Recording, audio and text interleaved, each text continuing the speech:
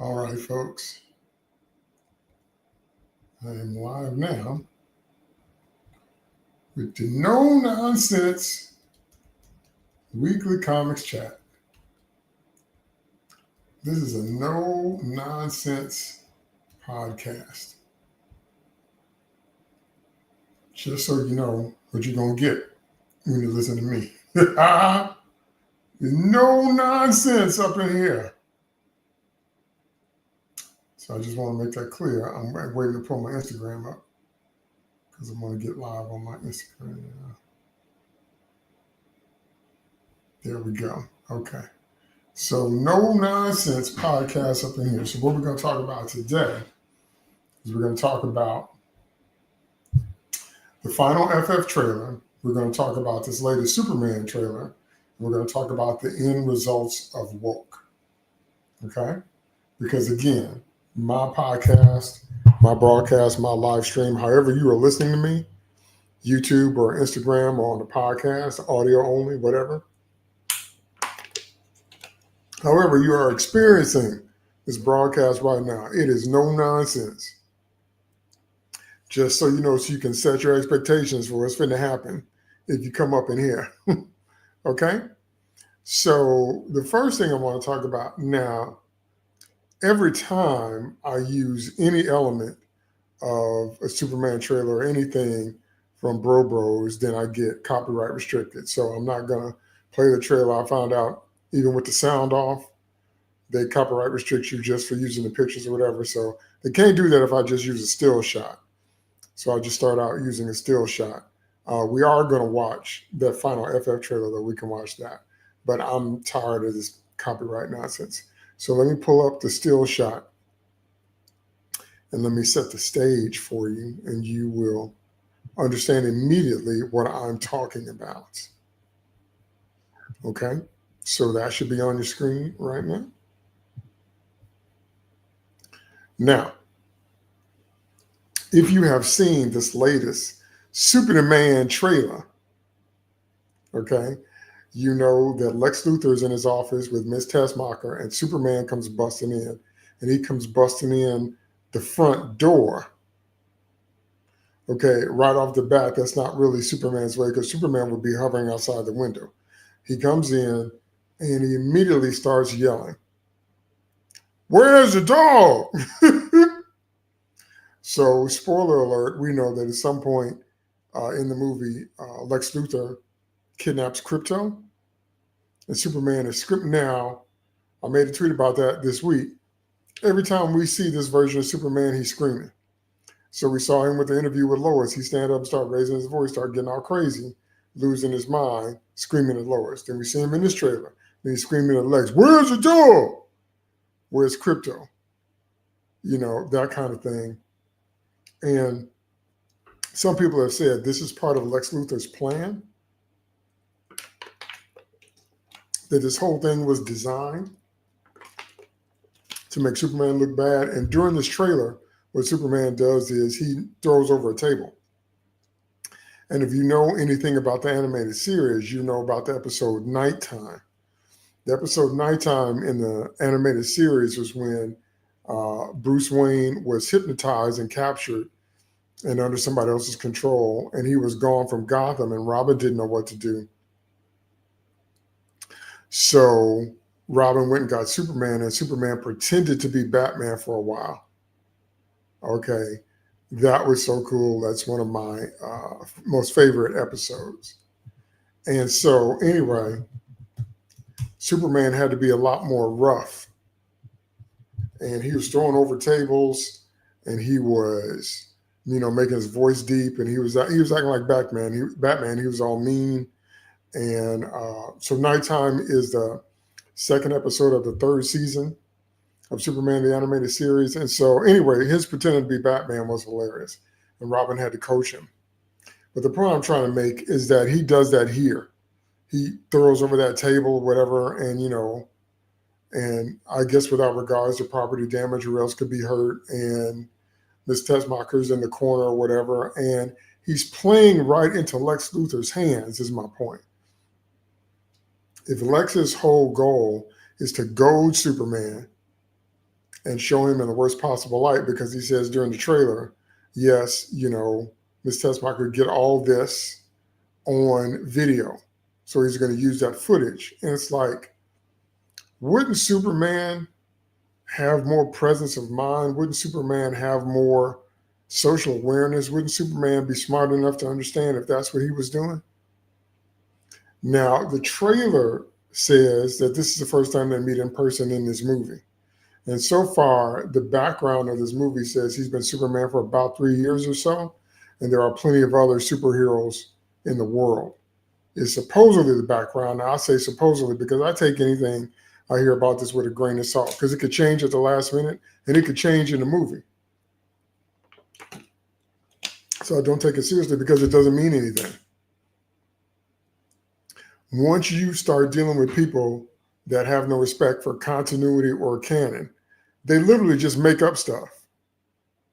So anything that we've heard about how long he's been Superman and the other heroes in the world, to me, don't mean anything, because they're subject to change right in the middle of the movie. So anyway, so they say this is the first time they're meeting in person, which I find hard to believe if Superman's been around 3 years. But anyway, wouldn't he know? So somebody put up a screenshot of the Byrne issue of the Superman reboot #2, where Superman's busting through the office and saying, they've been trying to justify this immature, tantrumy behavior that we've seen in the Superman. Because every time we see him, he's losing his temper. He's losing his cool with Lois. He's losing his cool with Lex. He's on the ground screaming after getting beat up. Every time when they put the sunlight on him, recharging, he's screaming. Every shot in the trailer was him getting beat up. And people keep trying to say that we don't have a justified basis for saying that this isn't Superman. And for those that are trying to argue that, he's just starting out, well, no, he's 3 years in, number one. Number two, it's why I like the Chris Reeve movies, because in the Chris Reeve movies, Jor-El, his father, had sense enough to know, if I'm going to send you to a solar system where you have great powers under their yellow sun, and because of your thicker Kryptonian molecular structure and density, then I need to educate you. So you can see in the rocket ship, when baby Kal-El is on the way to Earth in Superman the movie, the Jor-El AI, the Jor-El tapes are talking to him as he's growing in the capsule, explaining stuff to him. And then when he gets found by the Kents, he gets called by the Green Crystal, and it builds the fortress at the age of 18. He then goes into training with Jor-El, and Jor-El tells him everything about who he is, and he talks about physics, philosophy, religion, morality, geography. 12 years. So in Superman the movie, Jor-El personally trains his son from 18 to 30. So by the time we see Chris Reeve revealed as Superman, he's 30 years old after 12 years of training. That's why I love that origin, because that's the one that makes the most sense.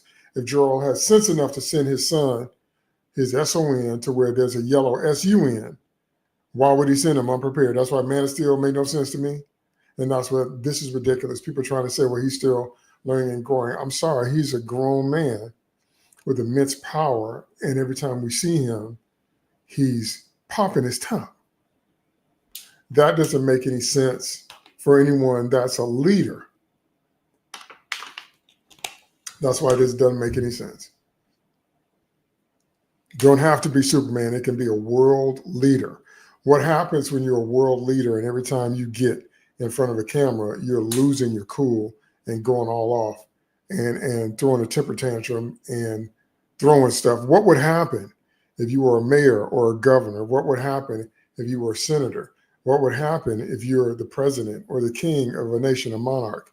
And every single time you show up, it's you losing your temper. What would happen, do you think? So I'm not trying to hear this. He's still learning and growing. He's a grown man. And if what the movie's told us so far rings true, he's been Superman for 3 years. And he's arguing with Lois about how he has the right to go in other countries and just do what he wants, which makes no sense. See, it doesn't make any sense in any type of regular continuity of living, that you would know that you can't be a public figure on that level and live in a time where everything's being recorded and just go around going off on people like that, losing your temper. Can you see how that doesn't make any sense?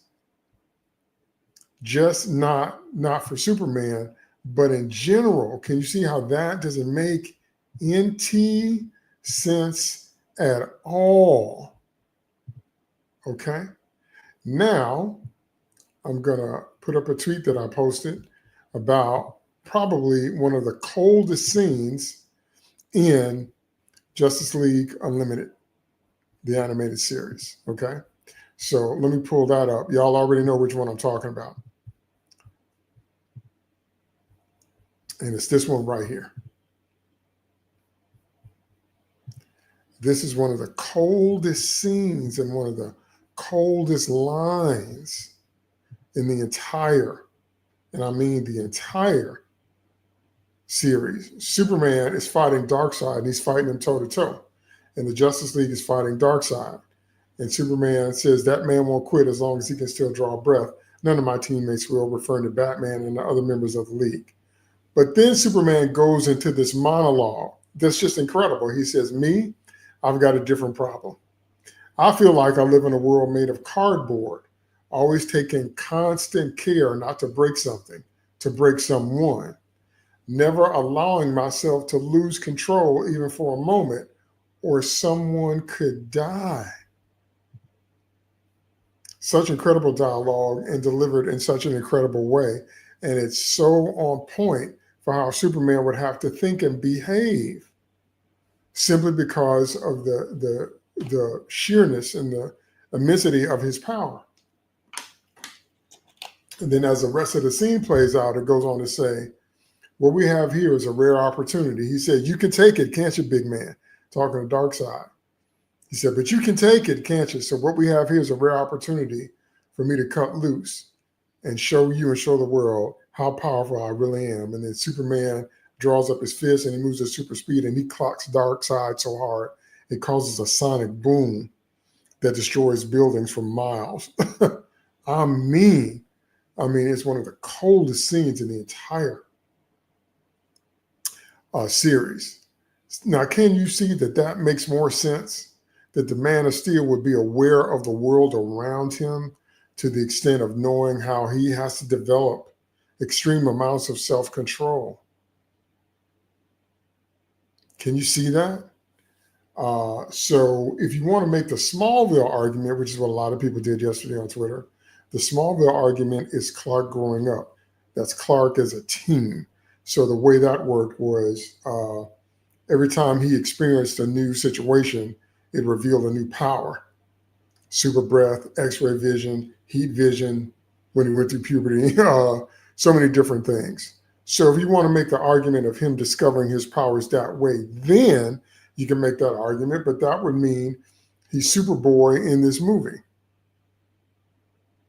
And again, he's been in action for a while, so it's not even the same version of him. If you're going to compare Clark Kent in Smallville to the Superman in this James Gunn movie, that doesn't make any sense. He's not still discovering his power. He's out there using it. So I'm all out of can with this whole idea that it represents Superman accurately and adequately to show him always losing his temper, showing him being emotionally unstable, not being able to deal with stuff without getting all upset and flying off the handle, throwing tables like he's Batman or something, knowing he's being recorded and being so silly and not media savvy and so naive, he doesn't understand. He's playing right into Luthor's hands. That makes no sense to me. That makes no sense to me. You can't make that make sense to me for Superman, the Man of Steel. Cannot. Which leads me to my next point. Okay. And I've said this many times, but I'm going to talk about it right here on my live stream. I'm going to talk about tourists. Now, for those of you that don't know what a tourist is or what I mean when I say that, a tourist is someone in this context that does not actually read comics, but they come on your timeline and try to lecture you about the presentations of heroes.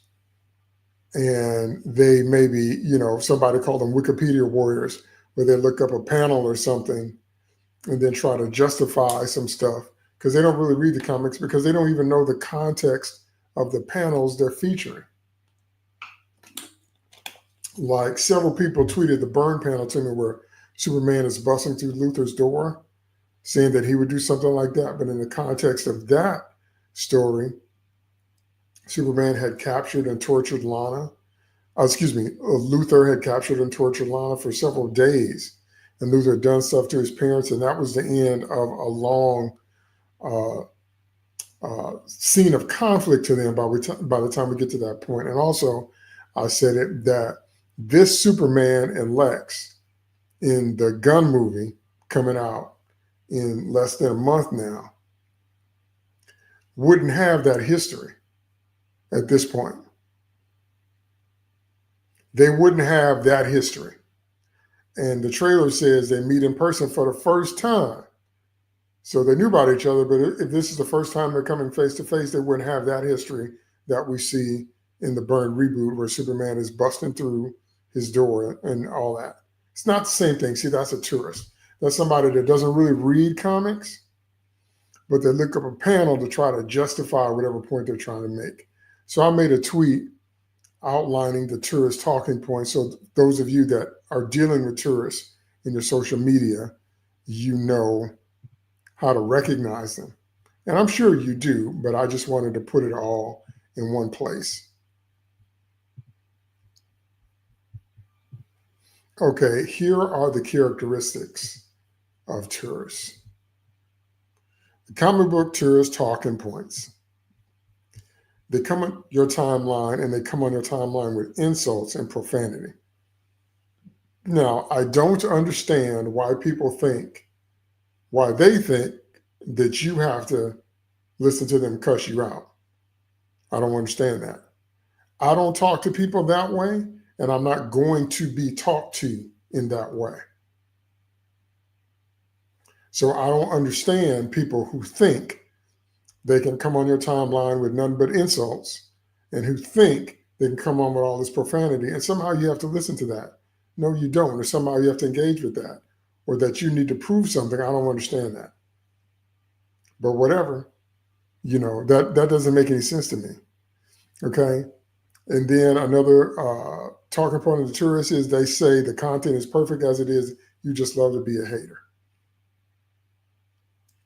Nothing is perfect. And hatred is not synonymous with disagreement or critical analysis.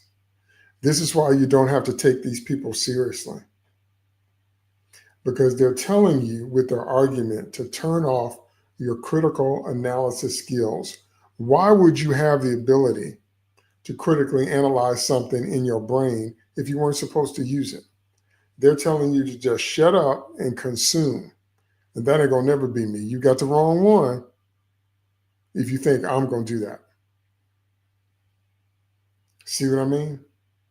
That it's perfect like it is. It doesn't need to be changed. Scripts don't need to be rewritten or whatever. It's just, you're just a hater.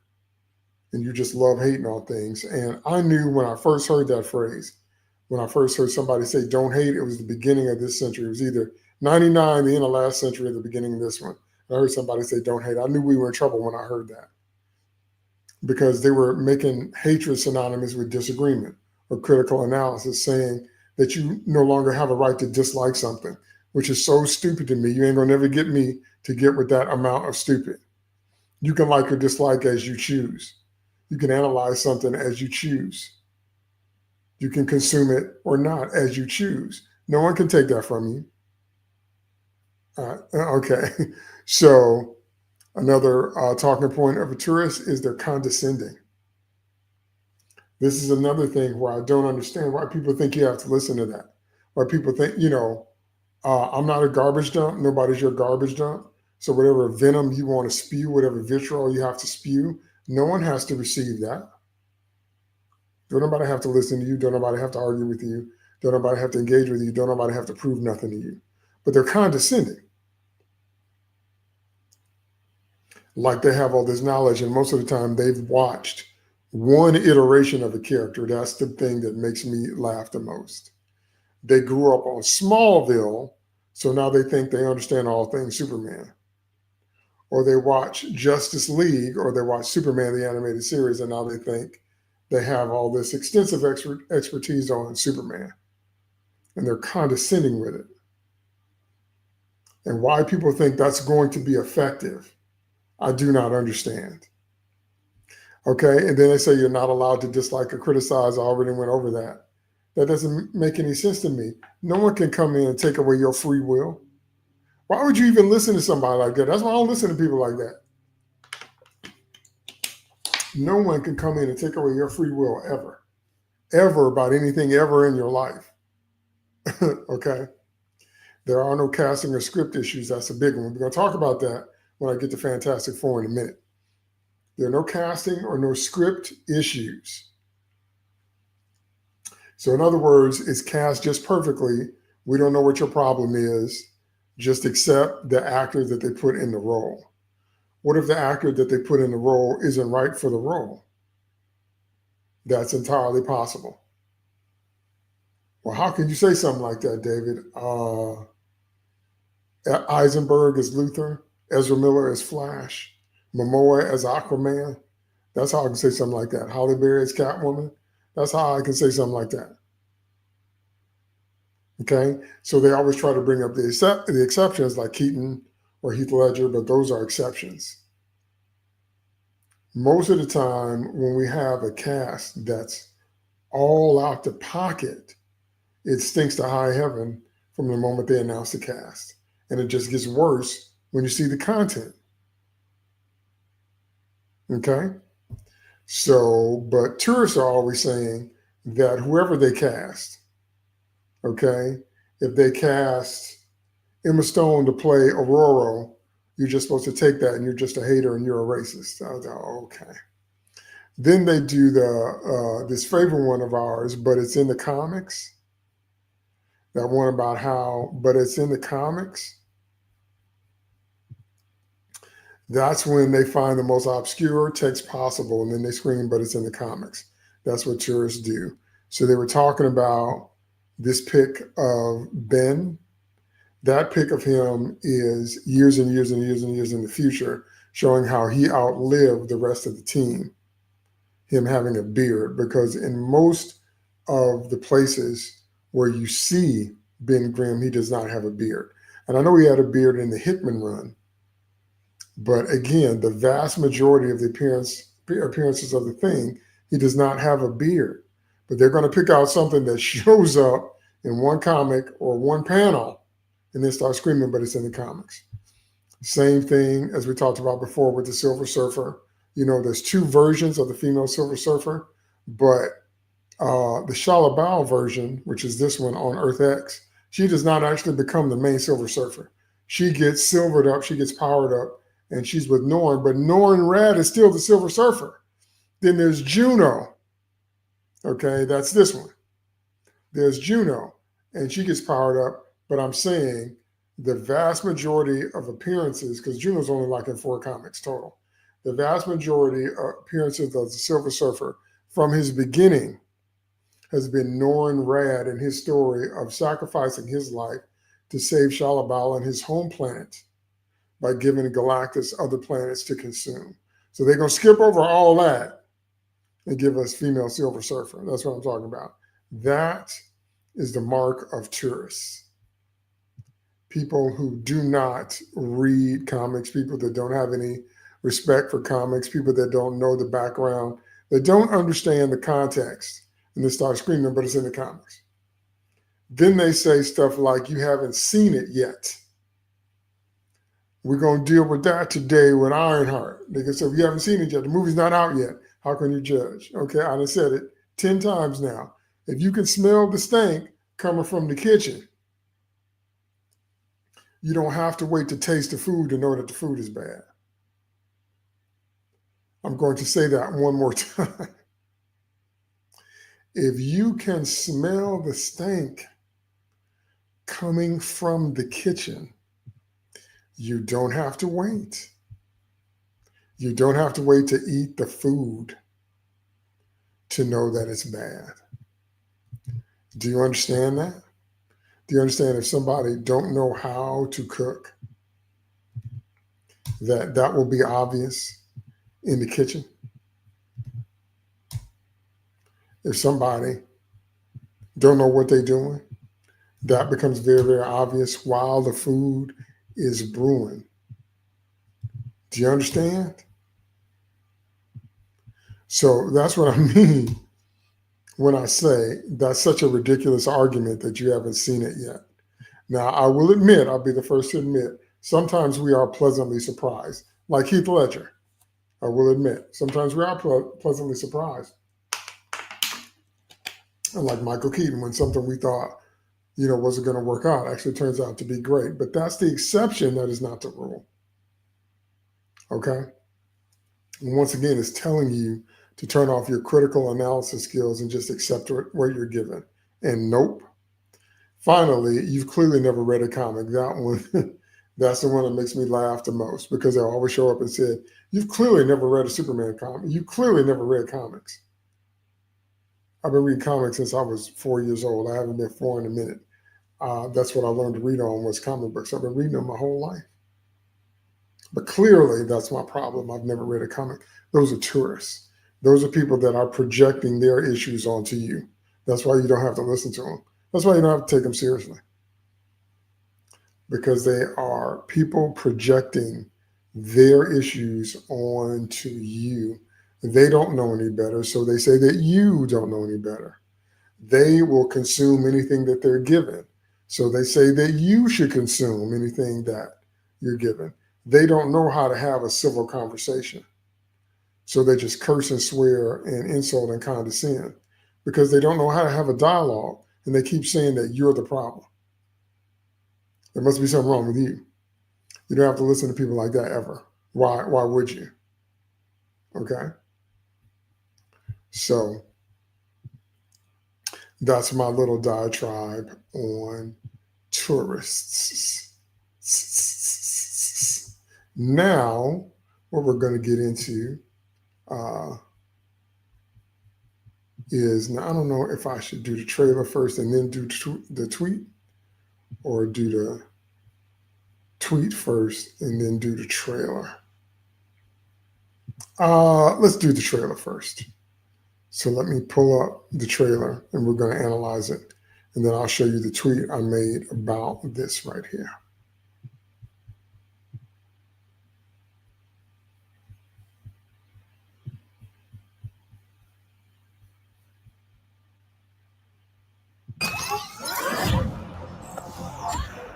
Tech is the future. Riri, you can actually help people. I know.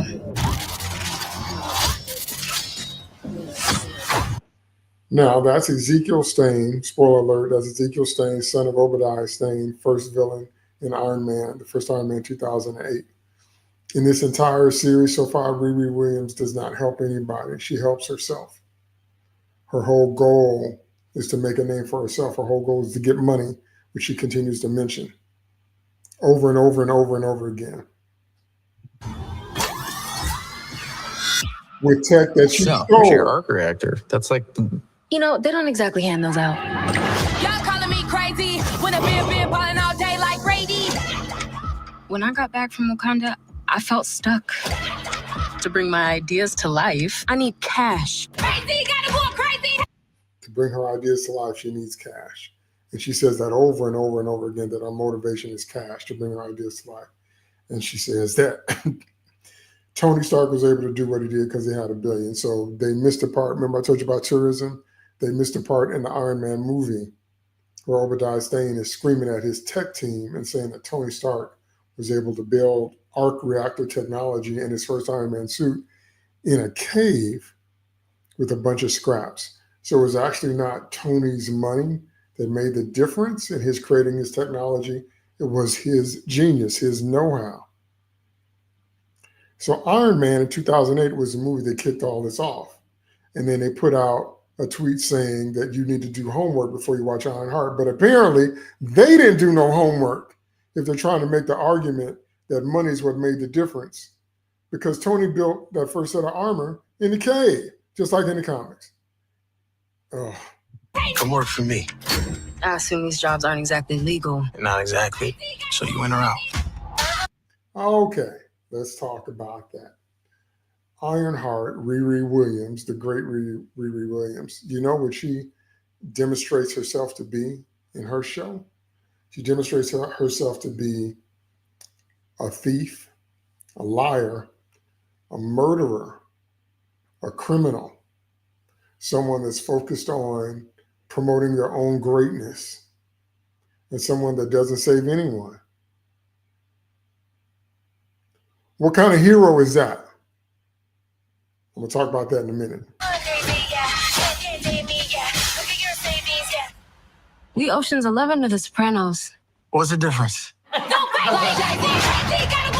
What would you say if someone were to create AI using brain scanning technology? Oh my God, I'm literally perfection. I would say only an idiot with a death wish would try that. Cool. Riri, you created something great. We're gonna need it. No. Now,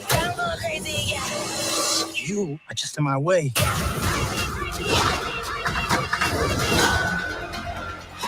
Is that So she works with and for the mob until it doesn't suit her anymore. Let that hit. good? It's from another dimension. If I'm gonna protect us, I need to start thinking outside the box. I think I have to fight magic with magic. Wait, what? Now, this is still ridiculous to me. Still ridiculous to me that she uses eldritch power to power up her armor. And now they're saying that she's a rival for Doctor Doom. And, and because once again, you got to remember the arc of the girl boss is that they're already perfect and they were always right. And their arc is no arc at all. It's just at the end of the story, everybody telling them how right they were and how they've been perfect all along. And nobody's perfect. That's idiotic. So there's no arc. It's just justification for everything that they do. Everything that they do along the way is justified. That's always the girl boss arc. That everything you do was fine. Everything you do is right. It doesn't matter what the moral or ethical implications of it are. You know, you are right and you're just great. And we just have to support you no matter what.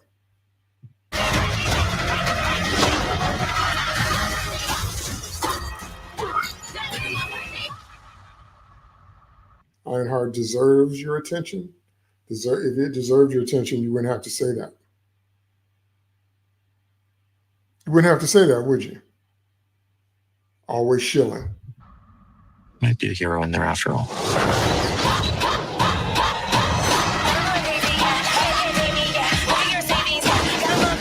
I'm in. Hey, girl. Oh, my bad. I'm going crazy, yeah. Okay, so what redeeming qualities does she have? Okay, I see everybody in my chat. I see you. We're going to talk about your comments. I'm going to pull that up at the end. So what redeeming qualities does she have? Remember that her entire motivation is to make herself be iconic. Her entire motivation is not to help or serve people. Which leads me to this tweet I posted yesterday. And I want to make this clear. I said it on Twitter, but I want to say it again because I want to tell you the future. I want to tell you where all this stuff is going. Okay? I'm going to show you the natural end of woke. This is the natural end of woke. So here's what I said. I said, I've said this before, but it bears repeating. By the time the rage baiters the wokies and the tourists get done stripping everything away from what superheroes are supposed to be, superheroes are supposed to be larger than life. They're supposed to be selfless. They're supposed to be inspirational. They're supposed to be better than we are in every way. By the time the wokies and the tourists and the rage baiters get done stripping all that away and calling you racist and phobes if you don't like it, and misogynist, and justifying the character's behavior no matter how extreme, no matter what the character is doing, they say they're great, they're wonderful, you have to support them, like Wanda Maximoff kidnapping a town and that being just kind of swept underneath the rug like it didn't happen.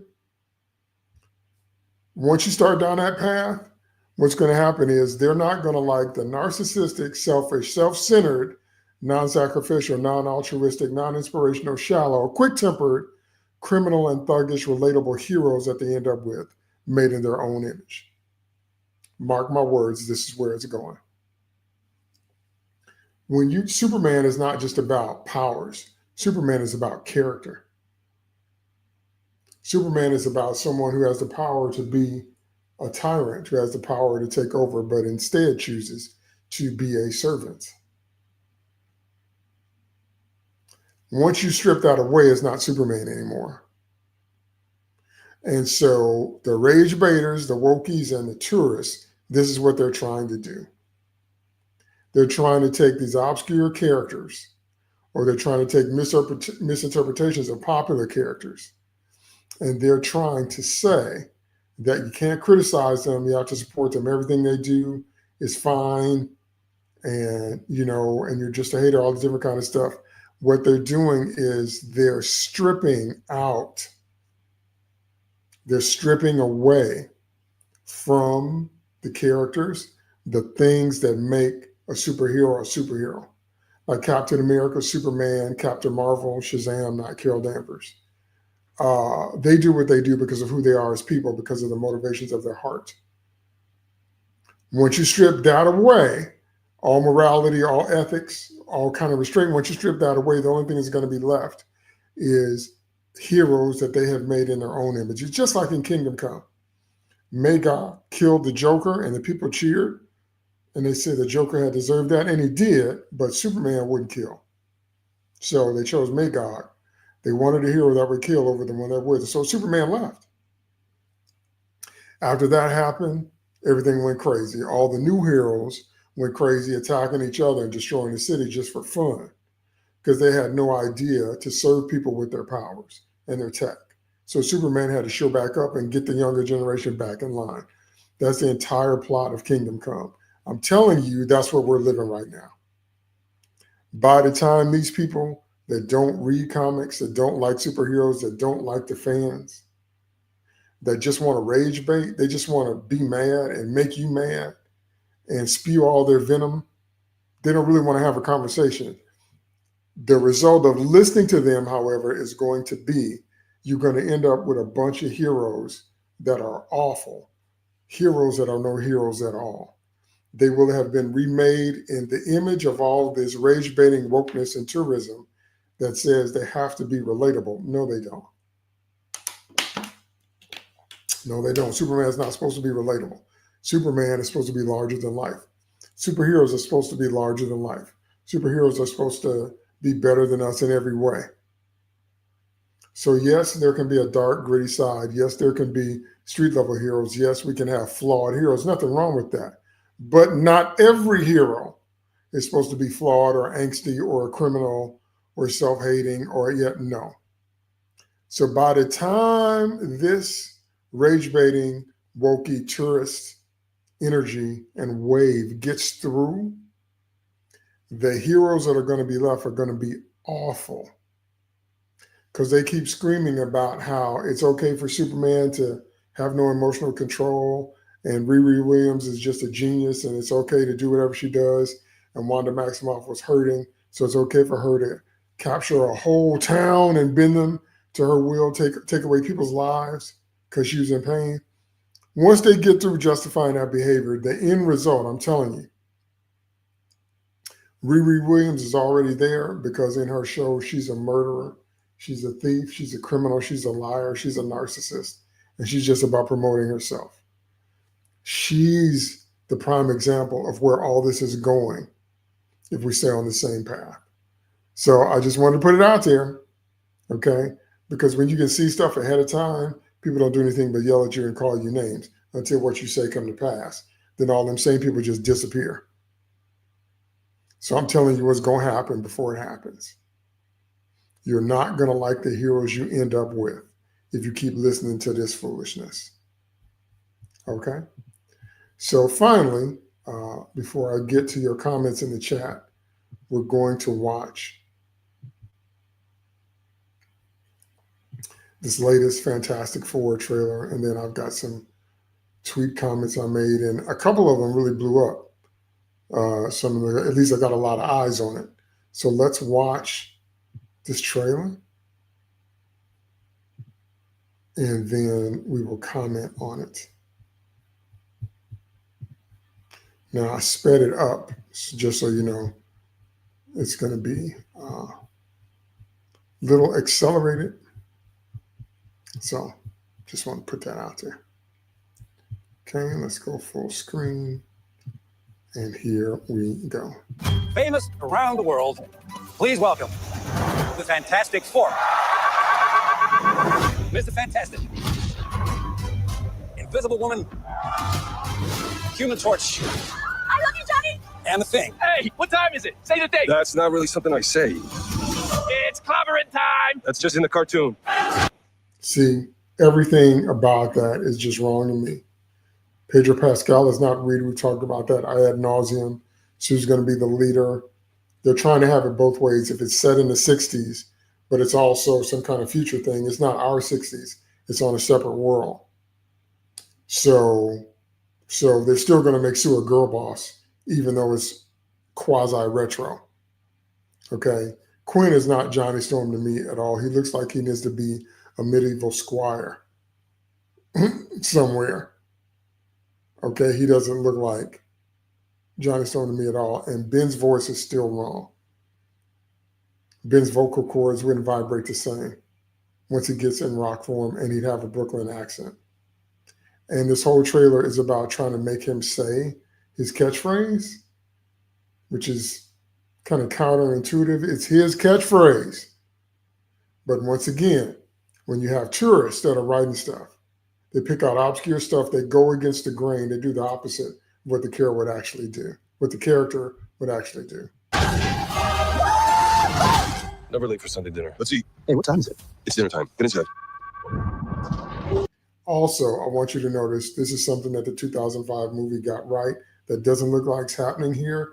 Ben would weigh close to maybe 800-900 pounds, maybe half a ton, 1,000 pounds.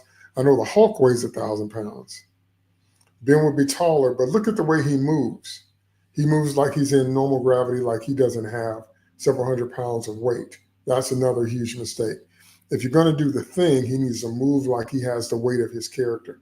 And he would be taller than all of them. Stuff like that matters because details matter. Only tourists and rage baiters say that details don't matter. Yes, they do. And wokies, details do matter. I herald his beginning. I herald your end. I herald Galactus. Now, we've already talked about how Shalabal, as the Silver Surfer or Silver Surfette, as some call her, is kind of ridiculous. But again, they keep making it clear, especially with the ending of Thunderbolts, that the FF have to come into our or main Marvel universe. They keep making it clear that this is a throwaway world, so why should we care? What are the stakes if we already know they leave this world? No matter how they leave, Galactus wins and he eats the planet, or like the leaks have said, Sue talks to Silver Surfer into turning on Galactus, and so she uses some kind of device, which is probably a ripoff from the Ultimate Nullifier, which Reed uses in the comics, and she destroys Galactus, but in the wake of his destruction destroys the universe, so they leave. No matter how you cut it, Or another leak says that Sue teams up with Franklin. Everybody's going to be the hero except Reed, which is my point. Another woke girl boss twist, but also this is a throwaway universe. They should have had them in our universe from the beginning, and then they got stuck in the negative zone. So like kind of like Captain America went into the ice and then came back in modern day and had to adjust. The Fantastic Four should have thought they were only in the negative zone for a few hours, and they come out and it's been decades. Okay. And so you say, how come they were never mentioned? Because they've been gone so long.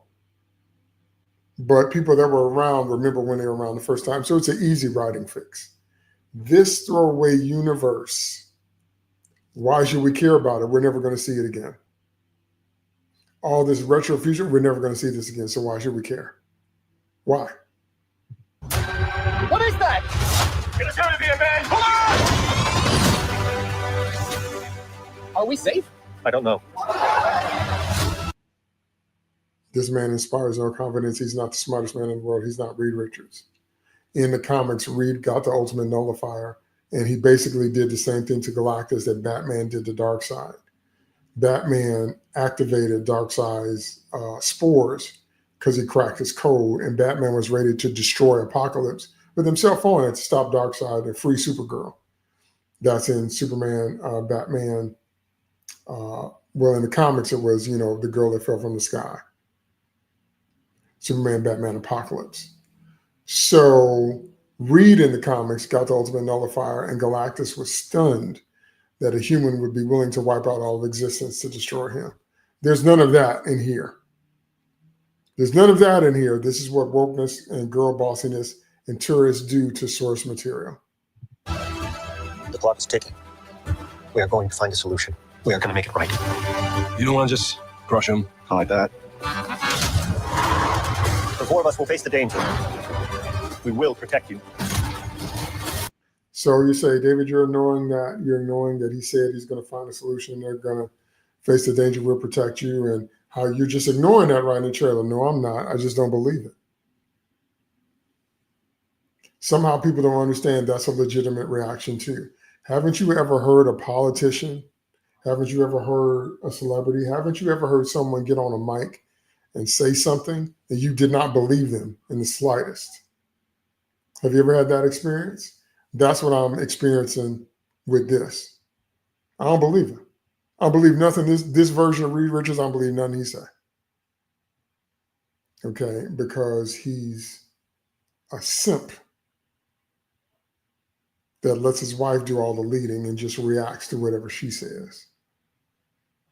Pascal himself said that in an interview that he likes submitting to women. So we know both the actor and the character are in alignment. Imagine that. Family. It's about connecting to something bigger than yourself. We'll face it together. As a family.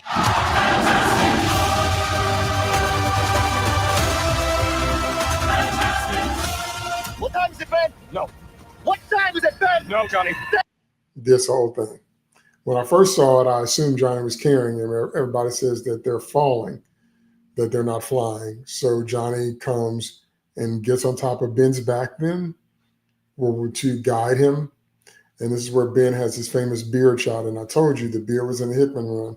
And the beard was also showing the future about how he outlives all that. But most of the time, Ben doesn't have a beard. And how would he shave it?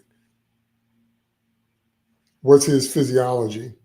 And Johnny's trying to make him say his famous line or whatever. And this whole thing looks ridiculous. And somebody pointed out, you don't even see the wind rustling through Johnny's hair. I don't want to. Say it!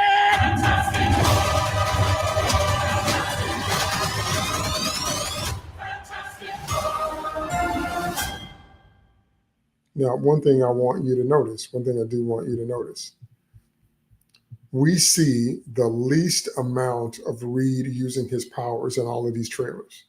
In every one of these trailers, we see more of Johnny, Sue, and Ben in action. We literally see the least amount of Reed using his stretching abilities in these trailers. That don't tell you nothing. The Fantastic Four is Reed's story. It's his journey. So let me go over these tweets, and then I will go over your comments. So these tweets I'm about to post got a lot of at least eyes on them. You know, so a lot of people saw them. They may not have agreed with them, but so in this tweet I said, nope, sorry. There's not one thing in this trailer that draws me into this movie, and this is my favorite team of all time. There are just too many elements in this film that combine to push me out of it. Just isn't them. Now, I've been trying to articulate what it was for a while, and I realized it's everything. The grainy look of the film, the casting, the dynamics that we see from the trailers, the CGI with their powers, everything about Silver Surfer, everything about it is wrong to me. I can't engage with this film. I am going to see it for discussion and review purposes, but every trailer pushes me out of it. This isn't them to me. There's nothing about this that is them to me. So it pushes me out of it. Now, Pedro Pascal said this week that he was more aware of fan disgruntledness and fan disappointment and fan anger at his casting than he's ever been for any other role he's been in. That he was more aware of how much fan backlash was happening because of him being Reed. That doesn't tell you anything. If he's aware of it and there's that much of it, that don't tell you nothing. That doesn't tell you that nobody is buying him in this role. It does make a difference, and it will make a difference. Now, I'm not the only person that has said this, but I will say it here again. The best way to cast superhero movies is always to get an unknown. Okay? Get an unknown, and when you get an unknown, what happens is that they disappear into the character, which is what you want. That's always what you want. You want someone to disappear into the character so that when you see the superhero on screen, you see the superhero and not the actor. That's what you want. When you get someone that's already established, especially in today's day of social media, then they bring their baggage as a person and as an actor into the character. And then many times people can't see past it. Okay, one more tweet, and then I'm going to deal with your comments. I said this right here, and this one got 27,000 views. I said this movie is soulless. I look at these trailers and I feel nothing, which is true. This movie doesn't have any soul. It doesn't have any emotional punch. It doesn't have anything to draw me in. Fantastic Four is my favorite team of all time, and these trailers keep pushing me out of the movie. There's nothing in here that makes me want to engage, and all the leaks from the movie say it leans too heavily into sci-fi with no character development, and it's more about Galactus than anything else. So I know they think it was a smart thing to skip the origin, that we didn't need another origin story, but you could run it in the opening credits, number one, and number two, the Fantastic Four is about their dynamics as a team. So how can you think you can just throw them in a movie and that we would care if we don't get to see them interacting in such a way that draws us in? But it looks like a poorly done cartoon. Every time I see these trailers, it looks like a cartoon that's been poorly done. It doesn't even look like live action. It looks like really, really bad AI. Okay? So we'll just have to see how it goes. I don't want it to be bad. I want it to succeed. I just don't have any confidence that it will at this point. Okay, just being honest, just my opinion. Okay, all right. I'll see you in the chat. Let's jump into some of that.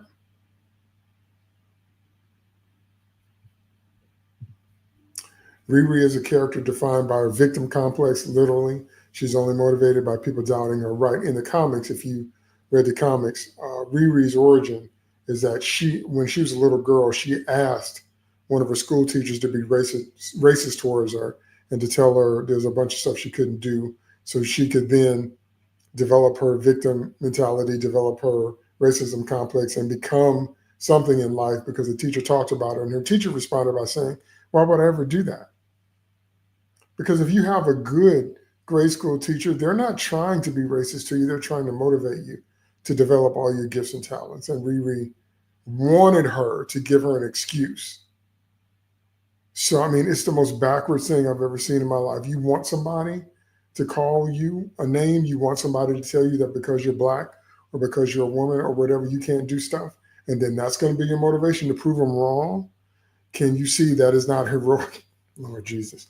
Can you see that is not heroic motivation? You don't want to serve. You don't want to help. You don't want to inspire. You don't want to make a difference. You just want it to be all about me, me, me. That's who she is in the comics. And that's more of who she is in the show. I'm telling you, they're not going to like the heroes they end up with. I can't take the Hood seriously. His design, Dave T. Keek, again, I can't take the Hood seriously. His design looks like Little Red Riding Hood. Maybe could work as a female character. I guess, you know, so much of it looks like a bad CW show to me. And they did stuff like that on the CW, so it doesn't feel that out of place to me because I can't take it seriously. I can't take the talking sister girl sassy dead best friend AI seriously. Because whenever they have to do something and they have to, quote unquote, make it Black, the stereotypes and the insult that is, there's 48 million African Americans in America. Do you think we're all the same? Do you think we all talk the same? Do you think we all think the same? Do you think we all vote the same? Do you think we all have the same diet? Do you think we all have the same faith beliefs? No, but we don't get the luxury of being individuals now, do we?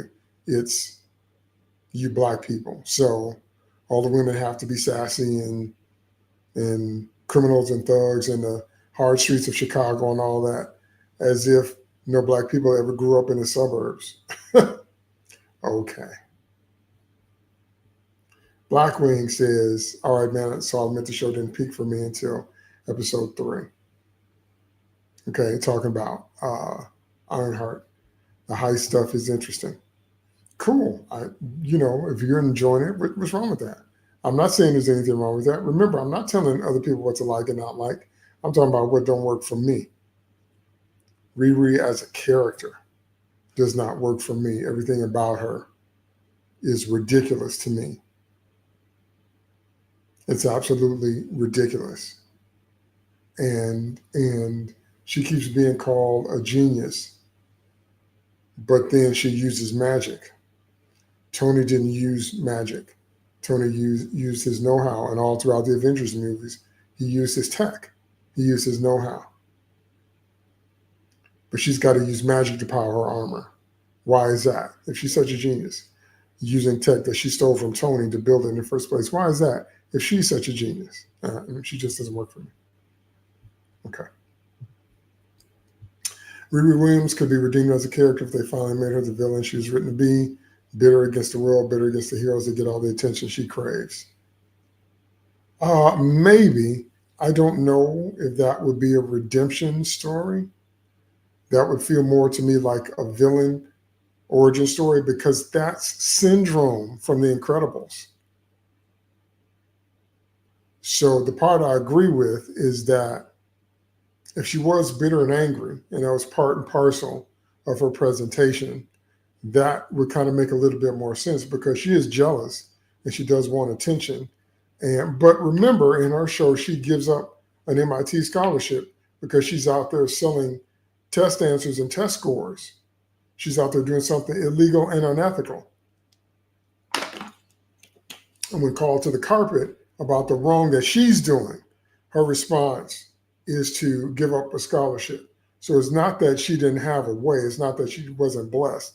It's not that she didn't get opportunities. It's that she spit them back in her face because it didn't go like she thought. Like she should just be supported. She should be able to do whatever she wants to do. And everybody just have to, No, I can't with that. Okay. So I agree if she's jealous and bitter and reacting, that would make more sense given who she is, but I don't agree that's redemption for her. That's more syndrome. Because that's just a tantrum. Do we not understand that Riri Williams as a character is one big tantrum? Do you understand that? She's someone blessed with many, many gifts. Instead of saying, thank you, God, for what I have, she said, I'm mad because I don't have that. Why don't I have that? Why don't I have that money? Why don't I have that? So if she's such a genius and she's so capable, why don't she say, thank you, God, for what you already gave me and build on that? That ain't what she does. She says, I need to be better than this person. I need to get this or whatever. She does not have noble motives. So she does not work for me as a character.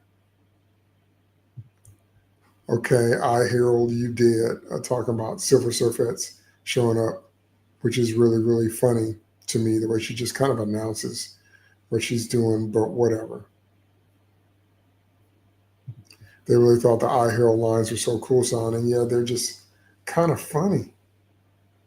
They're kind of funny to me because her whole presentation is funny. Can't take her seriously. Does Ben Grimm shave with a chisel? I guess. I guess he would. I don't know. Once again, because in the 2005 movie, they showed that his internal organs are actually covered with rock. So if they're not going to explain, Ben's physiology and just kind of randomly give him a beard, or maybe they explain it in the movie, but it still looks and feels kind of ridiculous to me, honestly.